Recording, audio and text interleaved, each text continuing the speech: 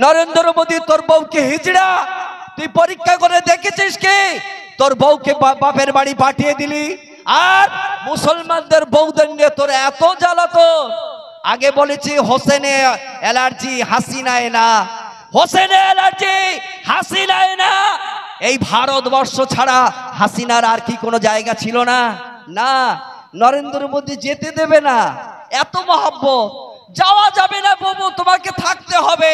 ও ভাই, হোসেন নাম শুনলে তাদের তাড়াও, হোসেন নাম শুনলে মারো, কিন্তু হাসিনা আসলে আমার পার্লামেন্টে পাঠাও, আমার দেশে পাঠাও।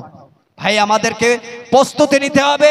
আগামী দিন আইনি প্রক্রিয়ায় যারা আইনি মুসলমান, যারা আইনি সভা বোঝে, যারা আইন বোঝে, আসাদুদ্দিন ওয়াইসি আইন বোঝে, কেসটি করিয়ে দিয়েছে, বলুন সুবহানাল্লাহ। এ ভাই, মুসলমান যারা যেভাবে লড়তে পারে সেভাবে লড়ার প্রস্তুতি নিচ্ছে। আমরা যে লড়াইটা লড়তে পারি, আজকের মনে হচ্ছে ঘটকপুকুরের রাজপথ বন্ধ করে হাজার হাজার লোক এই রাস্তায় যাওয়া আসা করতো, তাদের আপনার কত কর্মজীবন বিঘ্ন হয়ে গিয়েছে।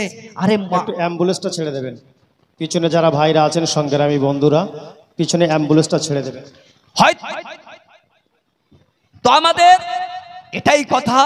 অনেক তথ্য আছে যেটা আপনারা জানেন, ওইটাই পুনরাবৃত্তি না করে আমি শুধু এতটুকু বলবো, আমরা মুসলমান আগামী দিনে যে কোনো জায়গায় যে কোনো অবস্থায়, আজকের আমাদের বোলাক ইমাম মাওলানা মিজানুর রহমান সাহেব দেখেছে তাই নয়, যদি মুসলমানের জন্য কোনো জায়গায় ডাক আসে, একা যদি কোনো জায়গায় বিপদে পড়ে, ফেসবুকে সে যদি পোস্ট করে, আমরা সেখানে গিয়ে মুসলমানের পক্ষে দাঁড়াবো। এটাই রাজি আছে? আরো একবার আমরা বলি, নরেন্দ্র মোদী দূর হটো, নরেন্দ্র মোদী দূর। আমরা জানি কলিকাতার আরজি করে একজন অভয়া ধর্ষণ হয়েছিল, সেদিনও ইমাম সংগঠনের পক্ষ থেকে প্রতিবাদ হয়েছে, আপনারা জানেন তো। আনন্দবাজার পত্রিকায় সেটা হাইলাইট করা হয়েছিল।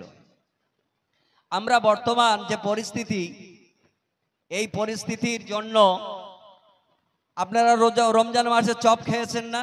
এটা চপ একটা ভালো সুস্বাদু খাদ্য, না খেলে যেন রোজা হয় না।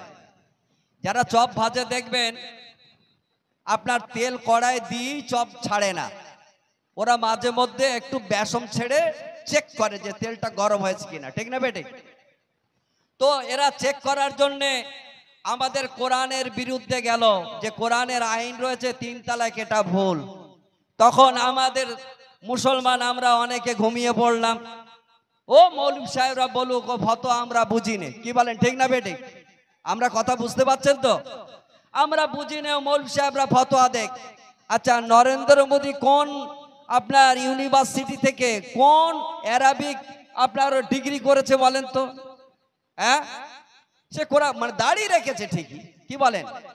বেচারা আমাদের হোসেন দেখলে এর নাক ছিটকয়, কিন্তু হাসিনা দেখলে, কথা বুঝেন তো, হোসেন দেখলে নাক ছিটকয়, হাসিনা দেখলে কোলে টানে। আসলে ডাল মে কুছ কালা হ্যায়।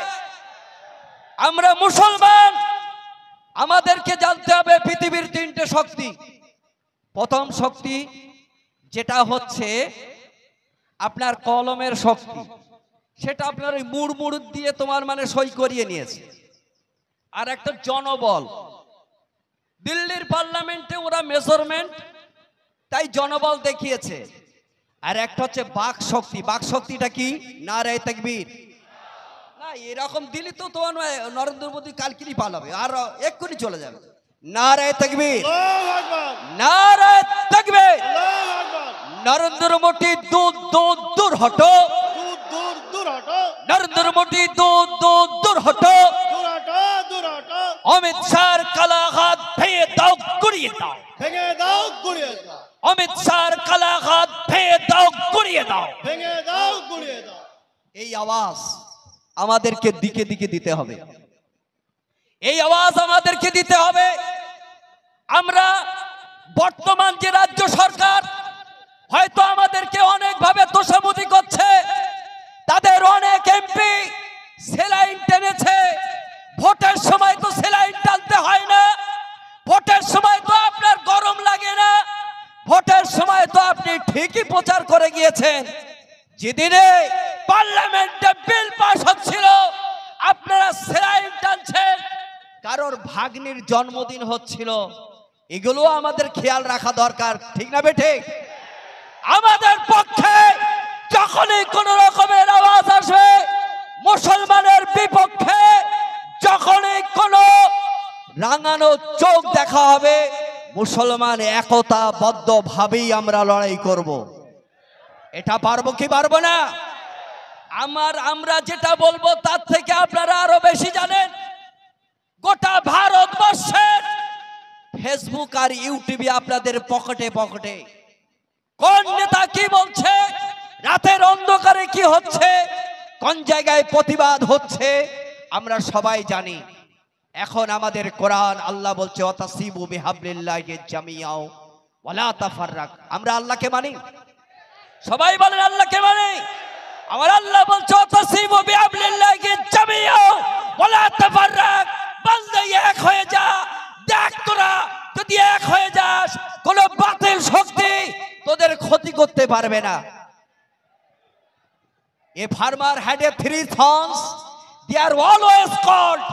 একটা কৃষকের 3টে পুত্র সর্বদা ঝগড়া করত। কৃষক তিনি একটা স্টিক বান্ডিল লাঠির বোঝা ছেলেদেরকে দিয়ে বলল ভাঙো। শক্তিশালী ছেলেরা ভাঙতে পারলো না, লাঠি একটা একটা বার করে দিয়ে বলল ভাঙ। অনাসে ভেবে বলল, কৃষক বোঝাতে চেয়েছে তোরা যদি লাঠির বান্ডেলের মতো এক হয়ে যাস তাহলে তোদের ক্ষতি করতে পারবে না। আমরা বিহারি বাঙালি নয়, কালো সাদা নয়, দল মত পণ নয়, আমাদের কাবা এক, আল্লাহ এক, রাসূল এক।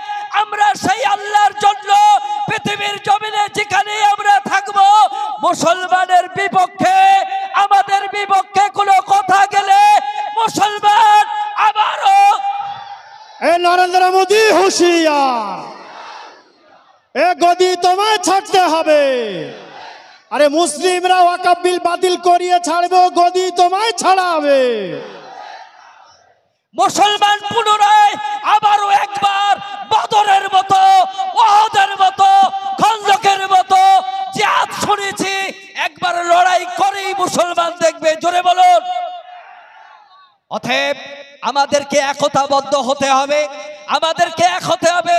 পঞ্চায়েতে যান, ভিডিওয়ে যান, থানায় যান, আপনি প্রশাসন বিভাগের কাছে আপনি যখনই যাবেন, ভিডিও যখন যাবেন, কোন মুসলমানকে যদি কোন প্রশাসনের লোক অপমান করতে চায় আপনার ইমানের দায়িত্ব, আপনি পাশে দাঁড়াবেন, ঠিক না বেটে?